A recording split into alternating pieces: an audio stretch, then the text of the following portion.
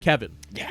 So we just watched Ghost Cat Anzu. Mm-hmm. It was by the creative team behind Doraemon. I guess they really like cats. Allegorical cats, metaphorical cats, Statistical cats. and mystical cats. Over there. Yeah. And yeah, I thought it was a fun theater experience. Yeah. I mean, look, judging by the poster and trailer, surely this cat is adorable like Doraemon. A young girl is left with her grandfather after her deadbeat dad leaves her to settle his gambling debts. Suddenly, our hero Cotton meets a mysterious walking, talking ghost cat. Surely this movie will be like a Ghibli film and make Anzu an adorable kitty cat who's a normal, well-adjusted member of society. Well, at the very least, this movie answers the question every parent asks. Is it wise to let an anthropomorphic cat with the personality of your weird alcoholic uncle raise an emotionally vulnerable girl mourning the loss of her mother and dealing with the trauma of being abandoned by her father? Kurt, this one you brought to my attention. I had not even heard of this, and I was pleasantly surprised by this. This was not the movie I thought it was. Yeah, this was be. not the movie I thought it was gonna be, and Yeah. I was definitely thinking it was gonna be like a My Neighbor Totoro kind of a thing. Oh, that. I mean, yeah. I guess I was thinking more it was going to be a lot like A Letter to Momo. I don't know if you watched that. No, I haven't seen that one. Yeah, where it's very similar, where our young protagonist is mourning a loss of a parent, Mm-hmm. and then a bunch of friendly spirits come and help her, deal with that and learn to accept the parent's death, right? Yeah. And so I thought it was going to be kind of like that, but it was like he just like pisses in the yard. And you're just like, Yeah. this guy is like, this is not a Ghibli character. The introduction of Anzu is so great, where Yeah. we have Cotton outside while her dad is bickering with her grandfather, Yeah. and then we just see Anzu roll up on a moped. Yeah. But we are introduced with Cotton, and you see how like she's a very vulnerable girl. Like very psychologically vulnerable, but also she's quite manipulative.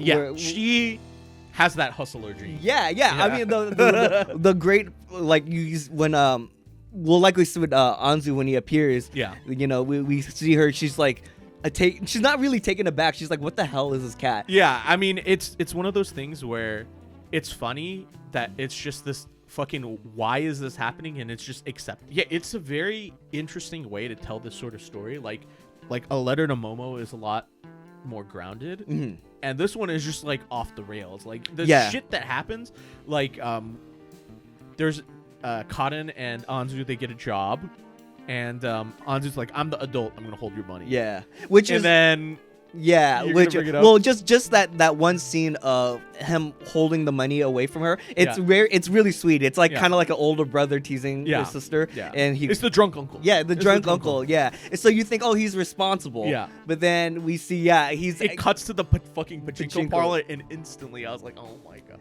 And then his moral dilemma of like, oh no, this is cotton, I can't touch it. Yeah. And he goes, well, I'll make more money Yeah, back. exactly. He'll make the Yeah, money you know, back, it's yo. the gambler's fallacy. Exactly. Yeah, exactly. and gambling is actually a really important thing with Anzu because he uses it to his benefit when we are introduced to the god of poverty. Yeah. But it's all a scam. It's all a scam. It's Bimbogami. Yeah, Bimbogami. Yeah. Bimbogami ga.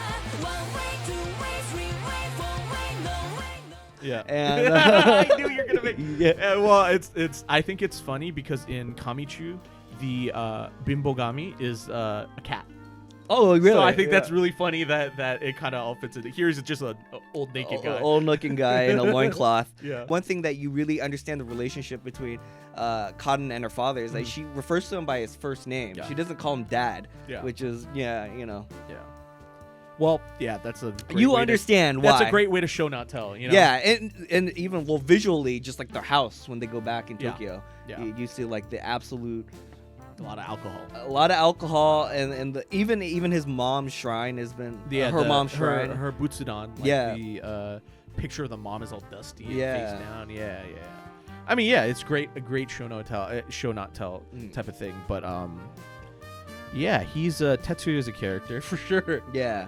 But yeah, it's just, I think it's fun. We talked a lot about the narrative, and I think it's because it genuinely feels like did like as the movie progressed, it did not feel like I knew beat for beat Where what it was was going to going. happen. You know? Yeah, that was one of the things that I liked, is that it doesn't have your traditional 3-act structure. Yeah.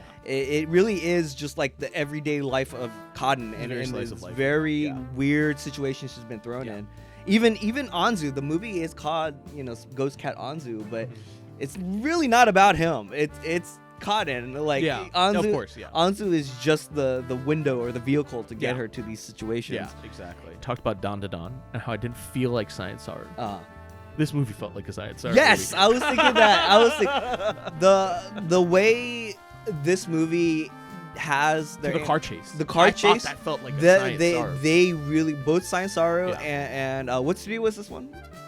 I don't know. It's one of these Shin-Ei, I think. Oh, okay, yeah. Yeah. So like they really utilize the like rubber hose animation when it comes to the energy. There's this Oh, yeah. frenetic energy in the Oh, car yeah. chase. You Yeah, see yeah. the bus leaning, Exactly. and the moped. And then there's they're going towards the lens. Yes. Like, that one was like crazy as they're going through the like alleyways. Yeah. And the bus is going towards you. Like it was great. Yeah. Like there's nothing else to say about it. But it felt like a Yuasa.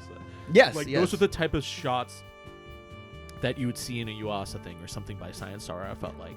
And wait, even the color palette is something that you Oh yeah, of the Oni. Yeah. Look at the Oni. That's like something straight out of a science. That's like could have been Yurei Deku, and I'd be like, yep. Yeah, or but even the character designs of the spirits could have been in Yurei Deku, Yeah. and I would not blink. Yeah, well, even Yeah. not even that, but like the Cotton and Yeah. like her grandfather, like all Exactly. the side characters have a very distinct look. The boys, Yeah. I Mhm. love like their dot eyes, and like the grandfather also has that. Yeah. The drunk friend, the friend of Anzu. Yeah. He's like got like the big nose. It and, feels like Crayon Shinchan. yeah, yes, and speaking of like Doraemon, it's Yeah. got like that 70s retro kind Exactly. of design to it. Yeah. And I love this, the hell Oh, out yeah. of this. Oh, yeah. And when it comes to the animation, one of the things that I couldn't figure out is if they used rotoscoping for most of the film, because there's a lot of really subtle animations, like that first scene when Cotton and her father Tetsuya and the grandfather are sitting down for the first time. Yeah. There's so much subtlety I noticed. Oh, Like, yeah. Tetsuya with the fan, and then Yeah. Cotton looking around, Yeah. tilting her head. I was like, was this rotoscoped? And there's a lot of scenes like that where I'm like, was this rotoscoped? Because if it was, it's like 80% of the film. That's Yeah. how good the animation is. Yeah, and if yeah, I yeah. can't tell, Yeah. that's It's a success. That's a success. If I I can't 100% tell agree. if it's rotoscoped or not. I 100% agree. Yeah. Yeah, and I think also another nice thing is like how when scenes are going on, there'll be like stuff going on in the background. Yeah. That like it and it doesn't distract Mhm. from the main part of the scene. It just keeps it feeling lively and like there's like energy. Like the forest spirits are consistently doing stuff in the background. Yeah. And like I think I could watch this movie again and I could just watch the forest spirits Yeah. do what the fuck they're doing. Like that the party scene. I was following the little birdies. Yeah, like they're the forest spirits. Yeah. Like they're just jumping on the furniture. Exactly, Yeah. exactly. Yeah, it's great. It's just like all of the like little things that are happening, and then I loved when the Buddha statue, the eyes close at the At the very end. it's, Yeah. like, just little subtle touches. like that. And I'm so glad that you brought this up and got me to see it. I'm 'cause- so glad that I'm on G Kids mailing list, Yeah. and I like check the emails, and I'm like, oh, that looks interesting. Yeah. I'll watch that. Yeah. So, final verdict. You recommend this? I highly recommend this. This was great. Yeah. I for a movie that I had no expectations going in, Mhm. it made me really enjoy this. Like I was like, Spoiler alert, because I mean I still have a lot of movies to watch. Uh. This might be my top 10. okay. It might be. We'll see. I don't think Kevin has watched 10 movies this year, so it's auto in his top 10. But yeah, this it's my top 3. yeah, this one might be my top 10. I really Yeah, like it this was movie. it was great. A lot. Yeah, Like, same. Yeah, I enjoyed Go it. watch it. It's worth seeing it in theater, I think. Yeah. It's just such a treat. Mhm. Or if you can't, once it hits streaming, definitely check it out. Yeah, definitely. Yep. Yeah. Don't sleep on this. Yeah. Don't be like Anzu and don't sleep on this.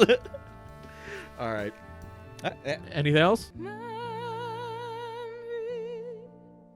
Turn your face.